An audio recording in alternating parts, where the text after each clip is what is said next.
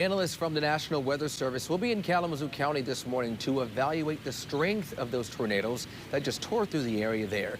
Teresa Weekly joins us again live from Portage this morning with a look at the damage these storms left behind. Teresa, what are you seeing?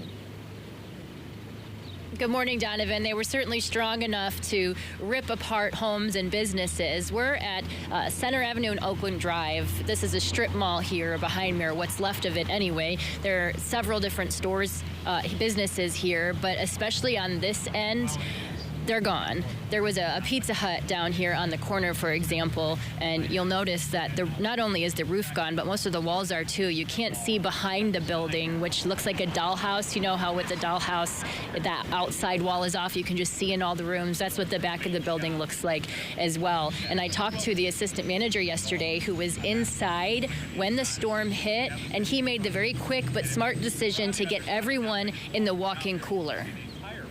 I couldn't see anything that looked like a tornado, and then all of a sudden my cook's trying to hold the front door shut. So I yelled for everybody to get in the walk-in cooler. And as I'm running towards the walk-in, the ceiling's just coming apart on all of us. I'm getting hit with ceiling tiles and insulation and frame pieces and stuff. And it all happened so fast that I didn't know what else to do. But they're all safe, so that is the good news. And he was able to find his spare set of keys at home, too, to get his car as well, because those keys are lost in this mess behind me. Not far from here, there are a couple emergency shelters that were set up overnight to help people who didn't have a place to stay. David Horak is at one of them for us this morning with how everyone is dealing with the situation as they lost their homes. Good morning, David. Good morning, Teresa. Matter of fact, you know, the best of humanity that we've seen so far is not only from during the storm with that manager you talked to, but also those who have volunteered to set up emergency shelters like this one behind me here at Assembly of God off Oakland Drive. You also have, of course, crews with Consumers Energy and other electrician companies that are just helping to restore power to so many people. Consumers Energy just sent us a release a few minutes ago that 5,000 people have had their 5,000 customers, that is, from families to businesses getting their power restored, but still this morning 23,000 plus without power, more than 115 crews just with consumers alone out there as we speak. Here again are the two shelters in Portage for those affected that can visit today. You have Assembly of God here off of Oakland Drive, and then you have Radiant Church off of Romance Road. Red Cross, Salvation Army, local partners helping out here. And as far as this particular shelter is concerned, the Red Cross volunteers say that they have everything that they need. If you need any help, need a place to stay, need somebody to talk to, just stop by. We have mental health counselor here also. 20 people, most of them,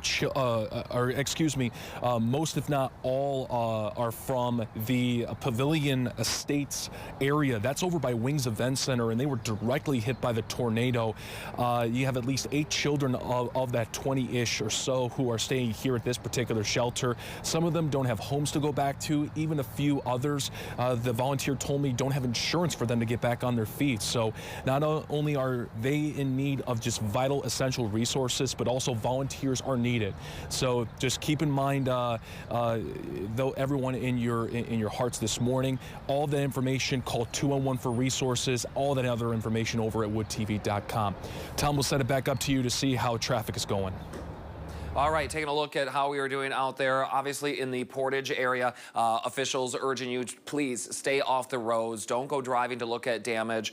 Stay home. Center, Oakland, Westnedge are the main thoroughfares heavily impacted by the storms that rolled through yesterday. Debris still there, trees and power poles. So just, again, help emergency officials out and don't go out and avoid those areas if at all possible. I want to let you know that we are now working with the crash crash in Grand Rapids heading into downtown in an area that is not ideal to have a crash along southbound US 131 after Ann Street. So that is in that construction zone, which already only has one lane open. So that is going to cause this normal backup to escalate even quicker. So just be aware of that if you're heading out the door.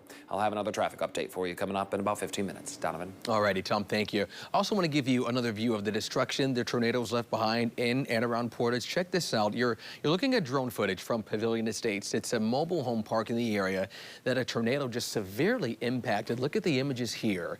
So it knocked homes off their foundations, causing some of them to collapse. The Kalamazoo County Sheriff says about 16 to 20 people were hurt, but everyone is okay. Damage and destruction like this prompted our governor to declare a state of emergency for Southwest Michigan. She released a statement about this shortly after 10 o'clock last night, saying in part, "We will continue monitoring the situation and coordinating efforts overnight. I want to thank all the first responders working hard to keep Michiganders safe. We'll get through this together."